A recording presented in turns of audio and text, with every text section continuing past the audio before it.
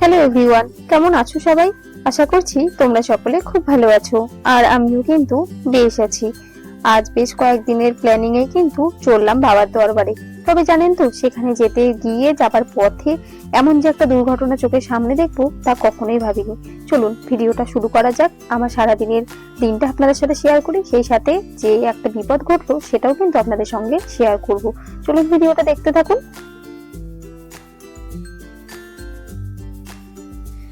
এখন ওই সকাল 5টা মতন বাজে। সকালেই ঘুম থেকে উঠেছি, তার কারণ হচ্ছে আজ যাচ্ছি আমরা বাবাধামের মন্দিরে। তো সে কারণে সকালে ট্রেনটা ধরবো বলেই আজ এত সকালে ওঠা। বেশ ঠান্ডাও লাগছে, আসলে এত সকালে তো খুব একটা ঘুম থেকে ওঠা হয় না, সে কারণেই। আমিও একদম রেডি হয়ে গেছি, আর ওদিকে বসিয়েছি চা। আমার হয়ে গেছে খাওয়া, হাজব্যান্ডের জন্য একটু চা বসিয়েছি। ও স্নান হয়ে গেছে ঠাকুরকে একটু জাগাতাম গোপুসোনাদেরকে। আর এই যে আমার মেয়ে ওই ঘর থেকে এসে আবার এই ঘরে ঘুমিয়েছে। আমার মা এসছে, তো থাকবে এই 2-3 দিন। চলো তবে ভিডিওটা দেখতে থাকো। চলে এসেছি স্টেশনে। এই দেখুন, এই যে সকালে যে কলকাতার থেকে ট্রেনটা আসে সেটা রায়গঞ্জে ঢুকছে। বহুদিনের ইচ্ছে ছিল জানেন, এরকম ভাবে আমি ওভারব্রিজে থাকবো আর নিচ থেকে ট্রেন দেবে, সেরকমটা আজ পর্যন্ত কখনো হয়নি। কি জানি আজ বাবার কাছে যাওয়ার পথে এই একই ঘটনা আমার সাথে ঘটে গেল। তো এটা অনেক দিনের, মানে অনেক ছোটবেলারই কথা ভাবতাম যে আমি দাঁড়িয়ে থাকবো উপরে, ট্রেন যাবে নিচ দিয়ে। সেই ফিলিংসটা ছোট থেকে এত বড় হয়ে গেলাম, মানে বয়সও হতে চললো, সেটা আর হয়নি। চলে এসেছি স্টেশনের একদম প্ল্যাটফর্মে। ওই দেখুন ট্রেনে ঢুকছে। এসে ওই মাত্র মিনিট 10 মতন দাঁড়িয়েছিলাম। যাচ্ছি আমরা 3 জনে। চলুন আগে ট্রেনে ওঠা যাক। বলো বলো, বলতে থাকো।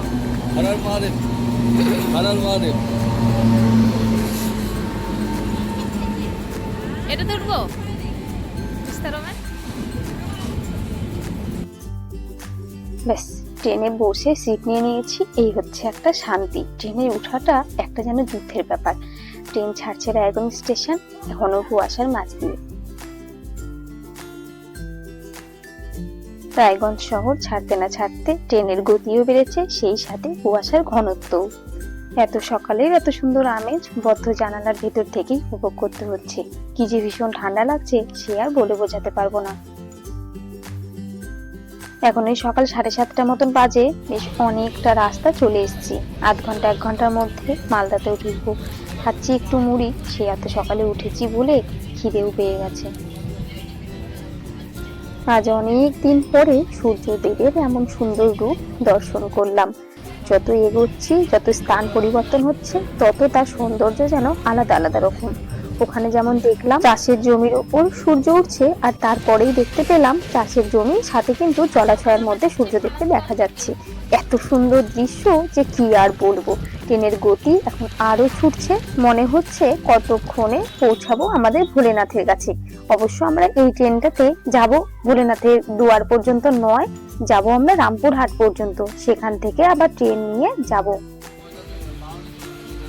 দেখতে দেখতে মালদা পেরিয়ে চলে এসেছি ফারাক্কার একদম সামনে। সে কারণে কিন্তু ট্রেনের গতিও কমেছে বেশ অনেকটা।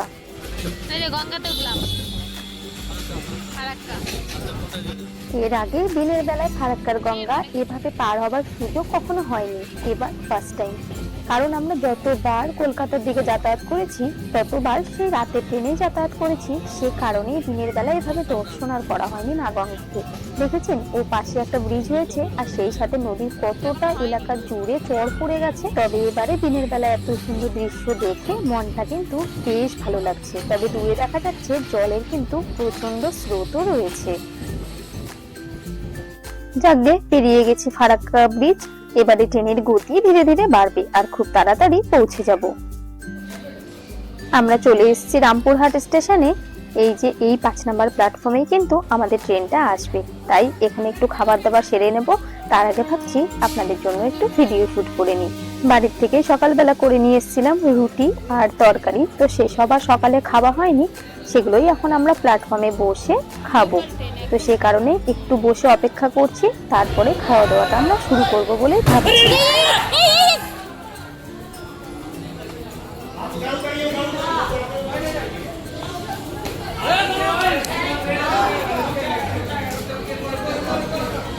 কি হলো, কি করে পড়লো? আরে ব্যাগ আছে আমার,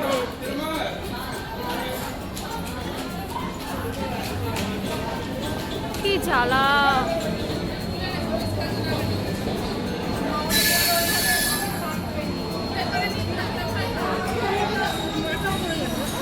মাথা তো নামলো নিজে নিজে, কেউ মানে চেন টানলো।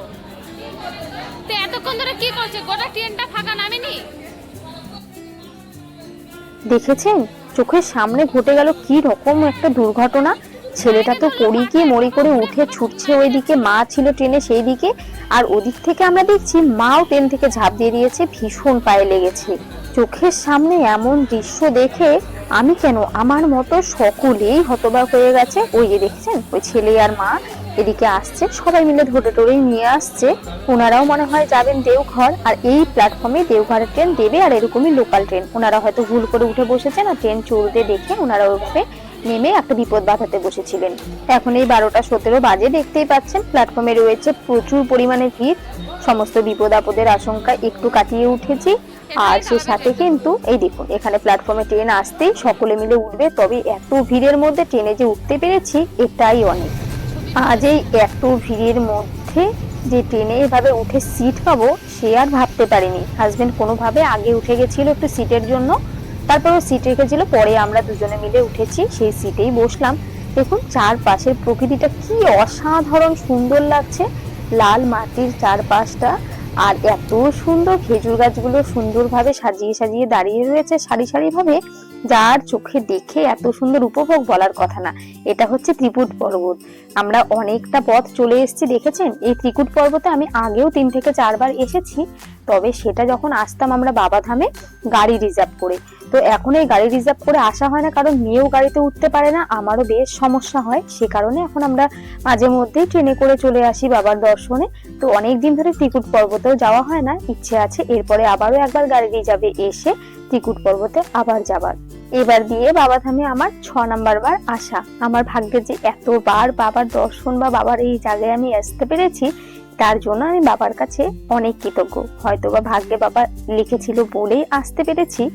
তবে ট্রেনটা জানেন তো আজ একটু লেট, ঘন্টা 3 মধ্যে পৌঁছানোর কথা, মানে ওই 3:30-র মধ্যে। তবে এই যে 4:30 বাজে এখন আমরা নামলাম, আর এখন প্ল্যাটফর্মের সেই আন্ডারগ্রাউন্ড ওইটা দিয়ে আমরা যাচ্ছি। এখানে বেশ অনেক এই অটো গাড়িগুলো ড্রাইভার ছিল যারা বলছিল যাবেন নাকি, একজন আমাদের সাথেও চলছিল। যেই দেখলো আমরা সংখ্যায়, লোক সংখ্যা খুবই কম, মাত্র 3 জন, তো সে কারণে উনি আমাদেরকে ছেড়ে দিয়ে আবার চলে গেছে। তো এখন আমরা নিজেদের মতনই একটা গাড়ি নেব। এই যে এই হচ্ছে দেওঘরের প্ল্যাটফর্মটা, সরি স্টেশনটা, বেশ দেখতে বেশ সুন্দর ভালো। চলুন ওখান থেকে একটা অটো কিছু নিয়ে এবারে বাবার দর্শনে প্রথমে যাব আমরা পান্ডার বাড়িতে।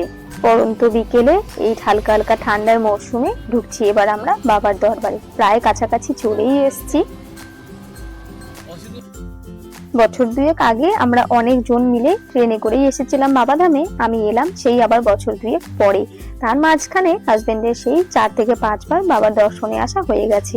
ও মাঝে মধ্যে চলে আসে, যখনই ওর মন টানে ও নাকি তখনই এখানে চলে আসে। ও ভীষণ ভালোবাসে এখানে আসতে। আর এই বজরংবলী মন্দিরটাই হচ্ছে আমার চিহ্ন যে পৌঁছে গেছে আমাদের এই দামলি পান্ডার বাড়িতে। এই হচ্ছে ওনার বাড়ি, যেখানে ওনার নাম প্লেট লাগানো রয়েছে, আর এখানেই আমরা প্রত্যেক বছর থাকি। এখানে ওনার কিন্তু সমস্ত ব্যবস্থা আমরা পেয়ে যাই। এই দেখুন এখানে রয়েছে জেনারেটর, যেখানে কারেন্ট ব্যাপারে কিন্তু কোনো অসুবিধে নেই।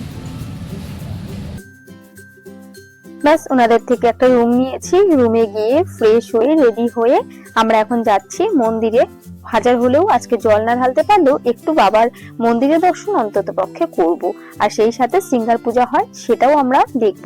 এই যে যখন শ্রাবণ মাস তখন এখান থেকে কিন্তু লাইন যায়, যে ডান দিকে রাস্তাটা রয়েছে এই দিক দিয়ে যারা হেঁটে আসেন বা যারা গাড়ি করে আসেন তারা এই দিক থেকে যত দূর লাইন যায়, 5 কিলোমিটার 7 কিলোমিটার 10 কিলোমিটার পর্যন্ত, তত দূর লাইনে লোক দাঁড়িয়ে এসে এই যে একটা রাস্তা সোজা চলে গেছে, এটা বাবার মন্দিরের সোজা রাস্তা, এই রাস্তা দিয়ে যায়।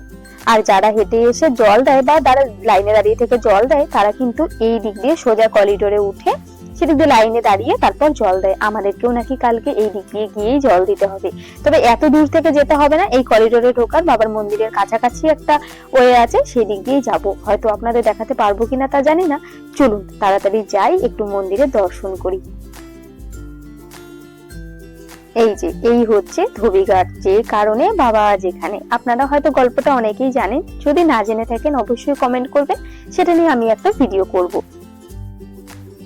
এখানে কিন্তু আপনারা প্রচুর হোটেল পেয়ে যাবেন থাকার জন্য। আপনারা যদি পান্ডার বাড়িতে নর্মাল পরিবেশে থাকতে না পারেন, আপনারা চাইলে আপনাদের সুবিধা মতন সমস্ত ভাবেই কিন্তু থাকতে পারেন। দেখেছেন মন্দিরে আস্তে আস্তে সেই সন্ধেই লেগে গেল। এখানে সারা বছর প্রচুর দোকান বসে থাকে, আর এই গলির ভেতর দিয়ে কিন্তু এখন আমরা যাচ্ছি বাবার মন্দিরে। এখন আমরা মন্দিরের পশ্চিম গেট দিয়ে মন্দিরে প্রবেশ করছি। তবে জানেন তো, এখন চলছে মন্দিরের পরিষ্কারের কাজ। কারণ আজকে নয়, প্রত্যেক দিন এই সময়টা পরিষ্কারের কাজ চলে। তারপরেই কিন্তু হয় বাবার শৃঙ্গার পুজো, আর সেই সাথে হবে আরতি। তো সেগুলোও আমরা দর্শন করব। তবে এখানে কিন্তু আমরা 12 জ্যোতির্লিঙ্গের এক জ্যোতির্লিঙ্গ দর্শন যেমন করতে পারবো, সেই সাথে কিন্তু একটা সতীপীঠও দর্শন করতে পারবো। এই যে বাঁ পাশে যে কালী মন্দির দেখা যাচ্ছে লাল রঙের, এটাই হচ্ছে সেই সতীপীঠ। এক জায়গায় এসে আমরা ভগবানের কত কিছু দর্শন করতে পারি বলুন তো। আর ওই দূরের ওটা হচ্ছে মাতা পার্বতীর মন্দির। দাঁড়ান আপনাদেরকে একবার দেখাই। এটা হচ্ছে শিবের মন্দির, আর এই শিবের মন্দিরের সাথেই কিন্তু পার্বতীর মন্দির এক সুতোয় গাঁথা রয়েছে। এখানে ধূপকাঠি, প্রদীপ এই সবকিছু বিক্রি হচ্ছে। সেগুলো আপনারা কিনে নিয়ে কিন্তু ঠাকুরকে দেখাতে পারেন ধূপ প্রদীপ। আমরাও নিয়েছি এখান থেকে 2টো সেট। চলুন আপনাদেরকেও ভালো মতো একবার বাবার মন্দিরের বাইরেটা দেখাই। এখানে দেখেছেন, এই যে দাগগুলো দেখতে পাচ্ছেন, হলুদ সিঁদুর। এখানে যে যার মনস্কামনা করে এভাবে কিছু একটা করে যায়। এরকম আমি আগেও দেখেছি করতে, কিন্তু সম্পূর্ণ নিয়মটা আমার জানা নেই। আমি এটাকে জড়িয়ে ধরে বাবার কাছে মনের বাসনা সমস্ত কিছু প্রার্থনা করি। দেখুন কত মানুষ এখানে আশ্রয় নিয়ে থাকে। আরতি শৃঙ্গার পুজো শুরু হতে একটু দেরি আছে বলে আমি হাজবেন্ডকে বললাম, চলো আমরা প্রসাদটা কিনে নিই, মানে বাবাধামের এই বিখ্যাত পেড়া, যেটা খেতে কিন্তু ভীষণ ভালো লাগে। তো সেটাই আমরা এখন কিনতে এসেছি। তারপরে বাবার মন্দিরে আমরা দর্শন করব আরতি। আরতিও শুরু হয়ে গেছে, আর এদিকে হচ্ছে কিন্তু শৃঙ্গার পুজো। যে যেটা দর্শন করতে পারে, আমরা আরতিও এদিক থেকে দর্শন করছি, এদিকে ভিজুয়ালে শৃঙ্গার পূজাও দেখছি। চলুন তবে ভিডিওটাও আজকের মতো এখানেই শেষ করছি। সকলে ভালো থাকবেন, সুস্থ থাকবেন, সাবধানে থাকবেন। দেখা হবে খুব তাড়াতাড়ি পরবর্তী একটা ভিডিওতে।